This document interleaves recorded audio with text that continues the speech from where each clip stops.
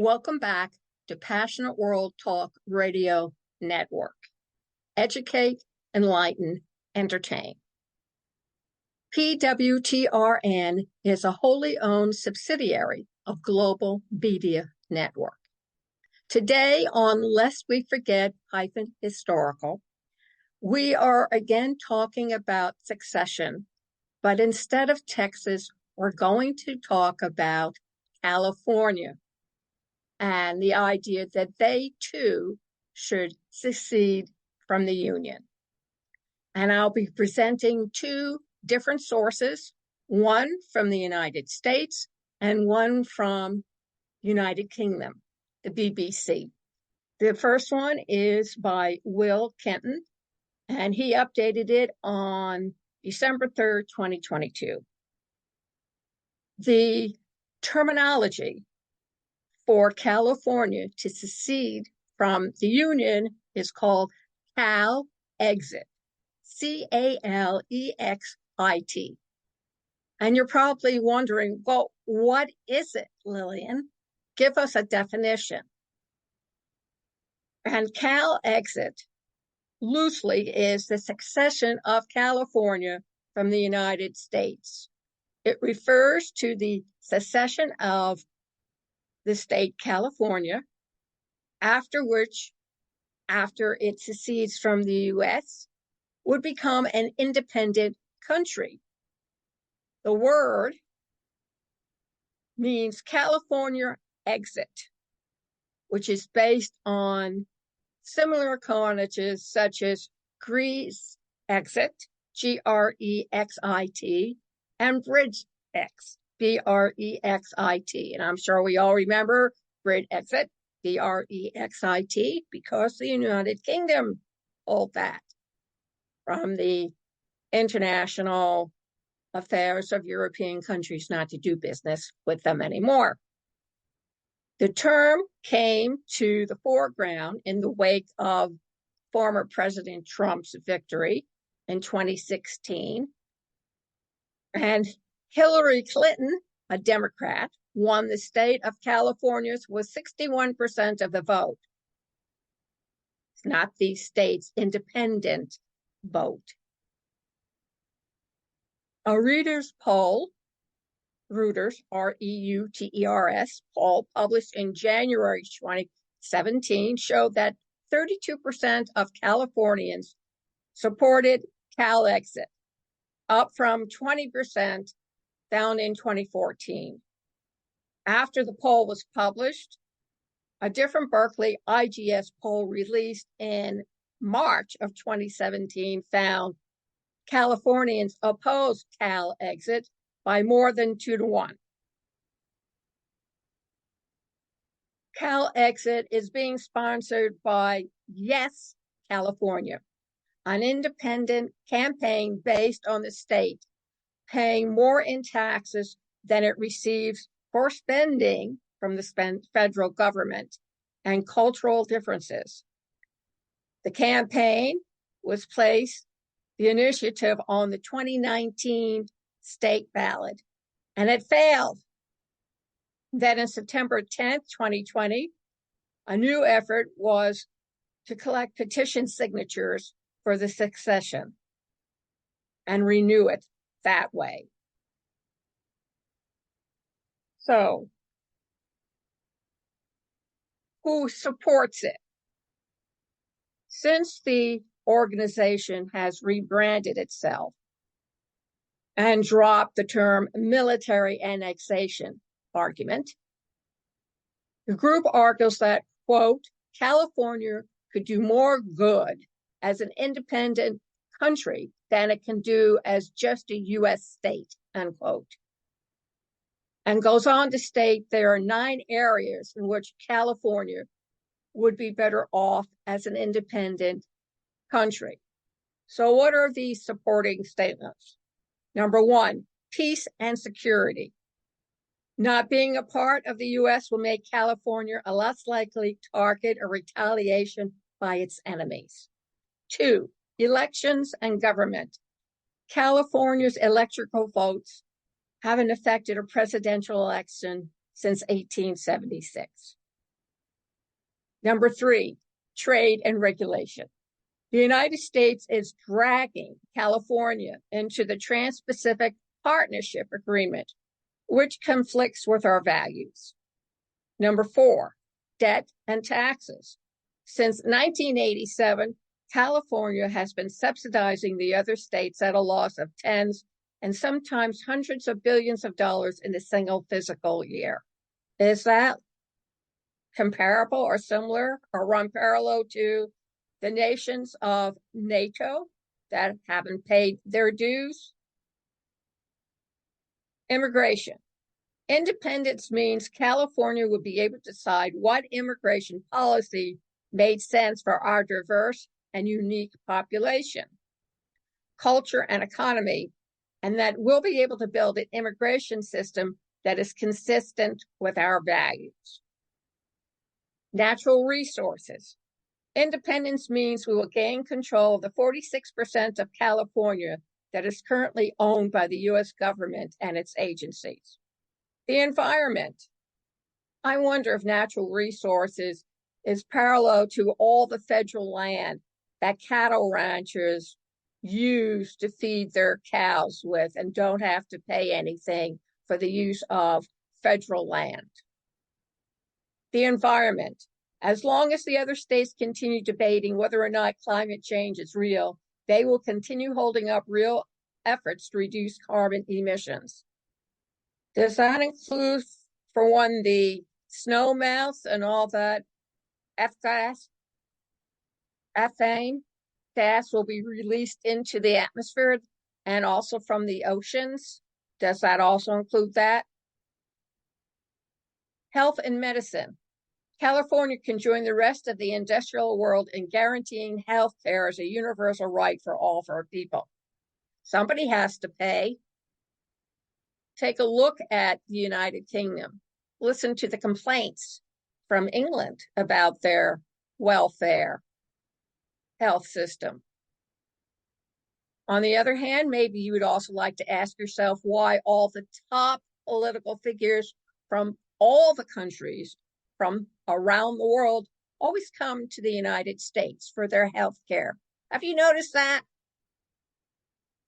Education. We'll be able to fully fund public education, rebuild and modernize public schools, and pay public school teachers the salaries they deserve. Really?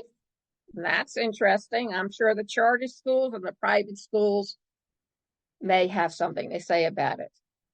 However, the initiative failed. On September 10th, 2020, Yes California initiated a new effort to collect petition signatures for California secession, which was approved by the Secretary of State, but it failed again.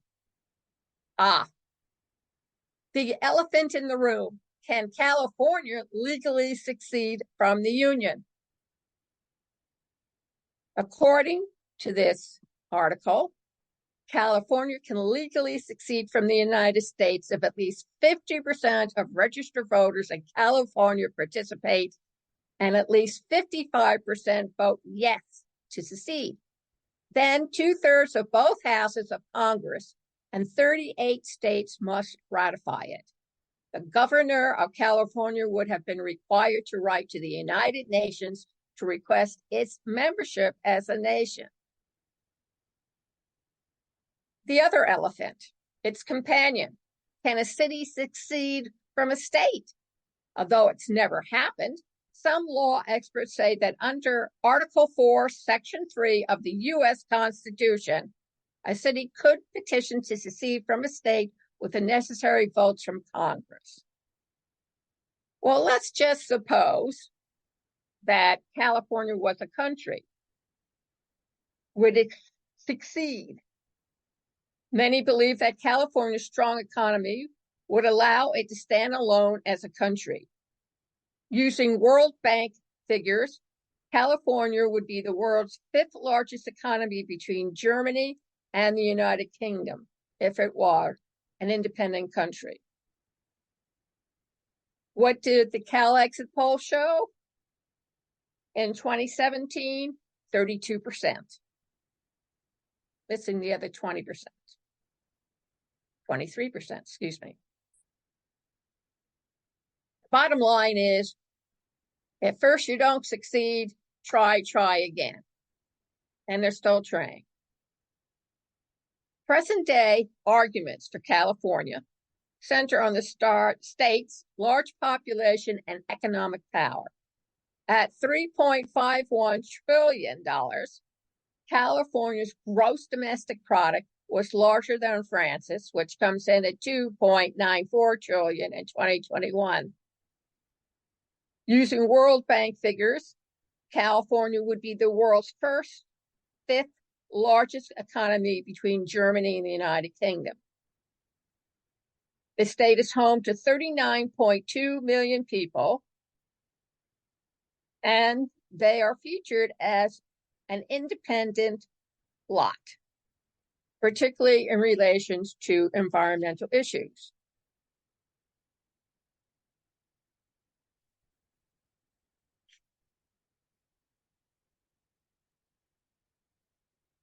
For a little back history, the Confederacy was defeated on the battlefield, not politically. However, there were subsequent legal issues created by the attempt at independence, which led the courts to express their opinion of the legality of secession. In Texas versus White, a dispute over a bond sale by the Confederate States, the Supreme Court ruled in 1869 that Texas secession had not been legal. According to the majority opinion, entry into the Union formed an indissoluble relation. It was final, perpetual, and left no place for reconsideration or revocation, except through revolution or through the consent of the states. So the Supreme Court appears to recognize the legitimacy of independence through armed struggle. The war's outcome was the deciding factor. Compared to today, yes, California is nonviolent. The consent of the states provides an opening. However, in a blog post from Marinelli, March 2016, he interprets the Supreme Court's opinion to mean that California can propose a constitutional amendment allowing it to succeed.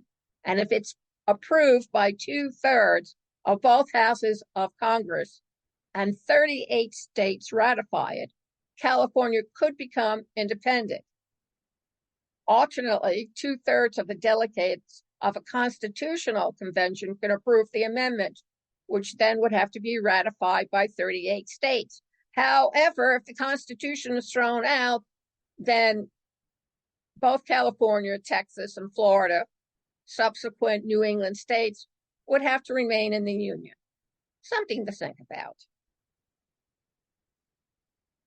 Now that we discussed whether or not California could secede and what would happen if they did secede, and the fact that they could be recognized as an independent country, the BBC has a different take. The article was written by Rachel Neuer, and according to her, secession is extremely impossible. But what would happen if it did happen, and would underscore and expose some hidden truths about the U.S.? There's that big white elephant again, and where the power really lies. And she's saying it's not Washington, D.C. According to Ms. Neuer, Americans have grown polarized in recent years.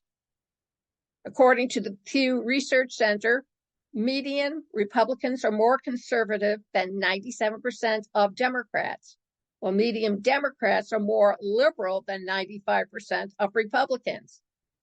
By contrast, in 1994, those figures were just 64% and 70%. Some Scholars argue that ideological tensions have never been greater. And I can agree with that. We have to go back historically to something like the 1890s, post-Civil War period, to find politics in the U.S. that are anywhere near as bitterly polarized as we have now, says Bernard Grothman, a political scientist at the University of California, Irvine. Polarization in Congress is at levels we have not seen in more than 100 years. According to Monica Toth, a professor of international politics at the Fletcher School at Tufts University in Boston, arguments in support of these plans include the belief that the federal government no longer represents California's economic interests, that the state is so large that proper governance is only possible if applied across a smaller geographic scale, or that irreconcilable differences have emerged between California and the rest of the United States and what they stand for. If they want to point that out, they can also point out that there's no one in the House or the Senate, Congress or the Senate, that represents the American people. So maybe the whole of the United States should break up into separate countries, since no one's really being represented by their elected and voted into office candidate. Californians are not akin to the Kurds in Iraq, the Catalans in Spain, or even the Scots and Irish in the UK, says Brandon O'Leary, a political science professor at the University of Pennsylvania. I cannot foresee generals from the Pentagon obeying orders to go occupy California by force. Well, they could send the federal police, and factoring Wilson's administration, when all the veterans in the 1900s camped out on Washington's land to protest how they were being treated, Wilson called out the federal troops and had them forcibly removed. Something to think about. Following California's peaceful secession, Democratic fears would come true. California is the largest state in the Union by population, and its exit would radically shift the political field in the U.S. The balance of power in Congress would tip toward complete Republican control, and the loss of California's electoral votes would leave little hope for the U.S. to see another Democratic president in the near future. Democrats have depended on California since the early 1990s for having a chance to win presidential elections, Stephen Sedman. Politically, this would put Democrats in a deep, deep hole. They've depended on California since the early 1990s for having a chance to win presidential elections. In response to the red wave, remaining U.S. Democratic representatives would likely shift their politics to the right. If you no longer have California anchoring the Democratic Party positions, then that dramatically changes the center of gravity, Grothman says. For Democrats, the most optimistic outcome for a U.S. without California would be a more centrist political arena, one akin to the presidency of Dwight D. Eisenhower, 1953 to 1961, when bipartisan consensus allowed for major undertakings like the construction of the interstate highway system. No matter how our U.S. policies and politics shake out, losing California would deliver a significant economic blow to the newly diminished nation. California is the world's fifth largest economy, bigger than that of the entire UK, grossing $2.7 trillion in 2017. And it's now 2024. Think about it. It also contributes more tax revenue to the U.S. federal government than any other state, subsidizing all sorts of Republican states for which it simply receives abuse in return, O'Leary says. How big would this overall impact have on our economy would depend on whether leaders struck up free trade agreements or if they imposed tariffs and other trade barriers. No matter, the U.S. would not escape unscathed. In other words, it would imperil the remaining states of the Union and foster an us versus them mentality. But we already have that mentality in the United States, us versus them. The standard rule about immigration is that whoever is already there decides that the best thing that can possibly happen is to put up barriers to anyone else coming in. Gruffman says there is no guarantee that an independent California would be an exception. Immigration, a really big flaw in anybody's argument. If California succeeds, it wouldn't necessarily kick off a mass immigration of U.S. liberals into California and an exodus of Republicans out. I'm an American in Canada, and after every election, everyone says I'm moving to Canada, but they don't, Sedman says. If California seceded, there would be some flow, but it wouldn't be as dramatic as people think, and most of it would be driven by jobs. However, the secession of California might trigger a snowball effect of similar initiatives in other parts of the U.S. Take the Northeast, for example. It would become increasingly alienated in a Republican-dominated country with no hope of winning political representation. States stretching north from Maryland to Maine and west to Pennsylvania may see secession as the only means of escaping a permanent Republican majority, which means a one-party system. Quite parallel to Russia, China, North Korea, to name a few. History has seen such dynasties play out. States such as Georgia, Ukraine, and Moldova only seceded from the Soviet Union after the Baltic states led the way. In this hypothetical situation, you can imagine folks in the Northeast thinking that if DC allowed California to go scot-free, it would probably let them go too, Sedman said.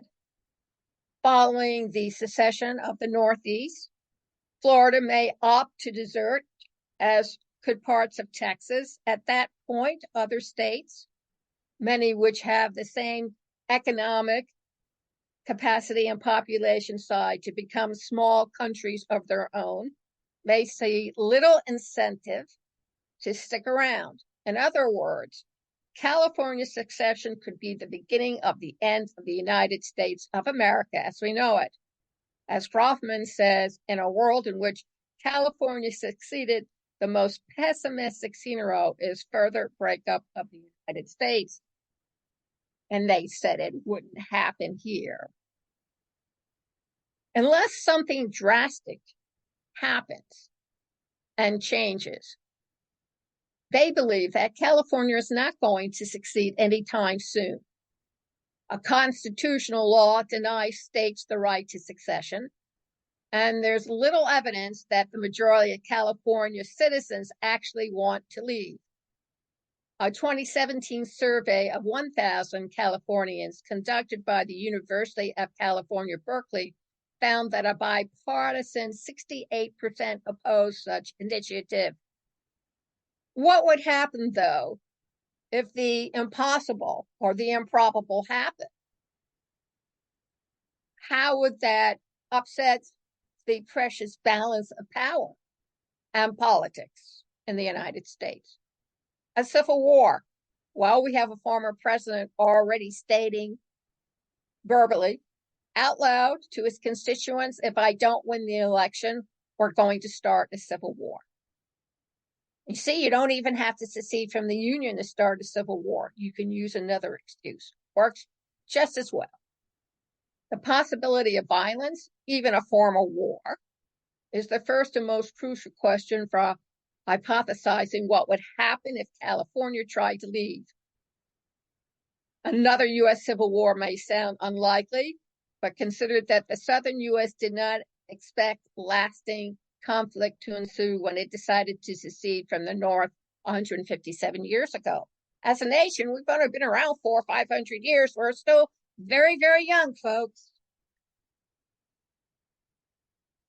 Monica Toff said, "It seems unfathomable that the U.S. will have another war of succession. But I think if you talk to people in the mid-19th century, they would have said the same thing." And civil war did break out, leading to the loss of some 620,000 American lives and shaking the country. It seems that we have to take this into consideration, that it might happen, Toff says. Other splits throughout history have sparked violent reactions as well. Pakistan responded with genocide and mass rape when Bangladesh decided to become a separate nation in 1971, while Eritrea's War of Independence from Ethiopia dragged on for 30 years. Parallel to the 100-Year War with the English Civil War, white rose versus red. Doesn't always play out that way, though. Some countries have pulled off peaceful secession. In 1993, in what is known as the Velvet Divorce, the Czech Republic split from Slovakia with no resulting bloodshed. And despite the tough talk between the EU and UK, free exit is proceeding peacefully. The question is whether the U.S. opted to try to forcibly prevent California from leaving would depend on who was leading the country at the time and how they felt about secession, says Stephen Salmon, an international affairs professor at Carleton University in Ottawa, Canada. Republicans might actually say good riddance, whereas Democrats might say we got to keep California or we might be marginalized forever. Unlike the U.S. Civil War, there is no fundamental issue like slavery to inflame the divide. And most scholars agreed that there's just too much shared identity between California and the rest of the U.S. to imagine such a scene should war break out. O'Leary says the dollar would tank. The euro and Chinese yuan could replace it, yen could replace it as the global currency. But they're already doing that. They do not feel that the United States is such a spick and span country anymore, and they want to shift. The newly divided U.S. would lose international footing and become more beholden to its allies, and some long-standing friendships would be tested. With the U.S. leaning more strongly to the right, nations also run by right-leaning parties such as Hungary and Russia might become closer to the U.S.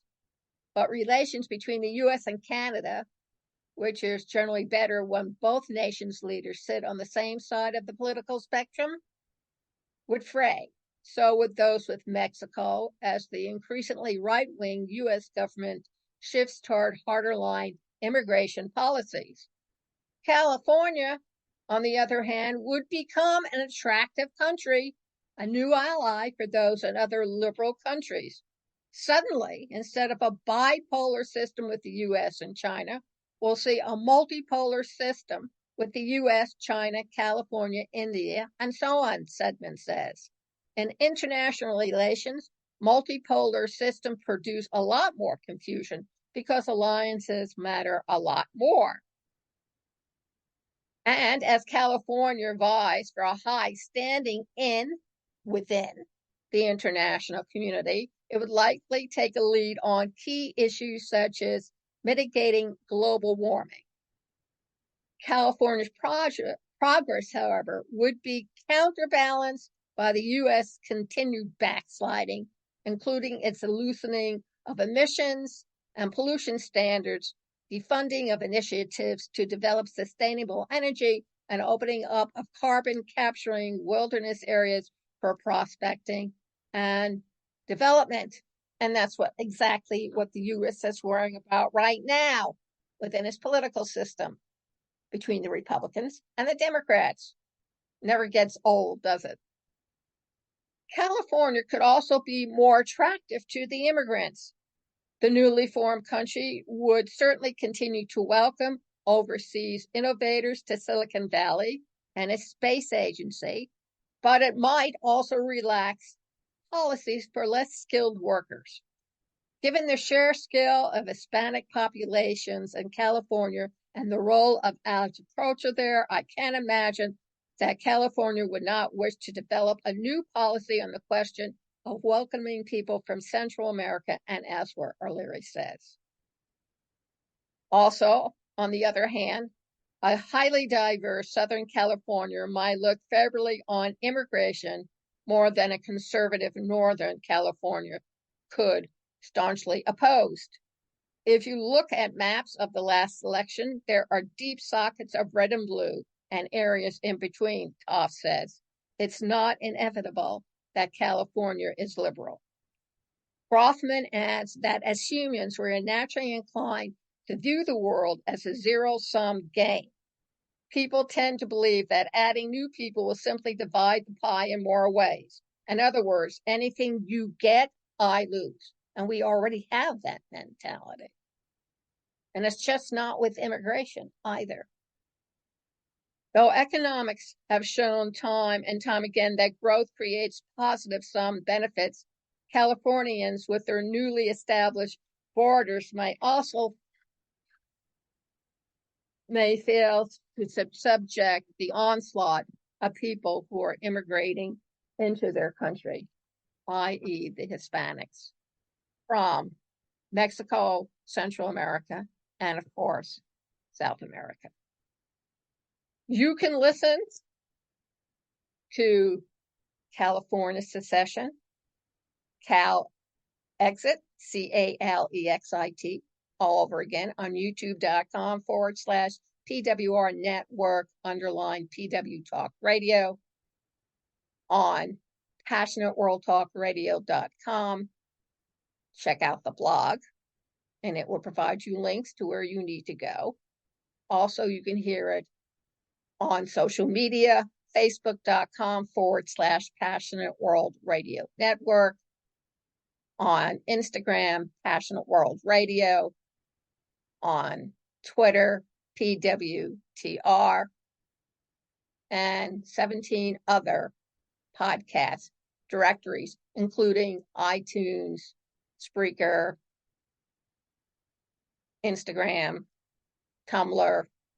So go check us out. I want to thank you very much for joining us this afternoon.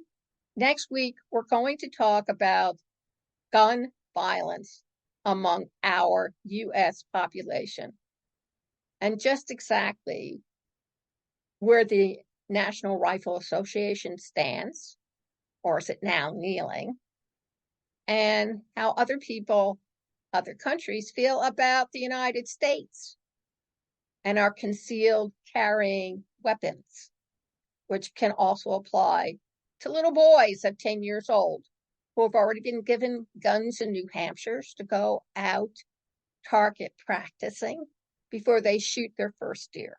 So thank you very much. If you have a subject you want to address, a topic, please text us at 484-364-1032 or email us at pwrnetworkllc@gmail.com. Thank you once again for listening, and remember, please keep listening. Thank you.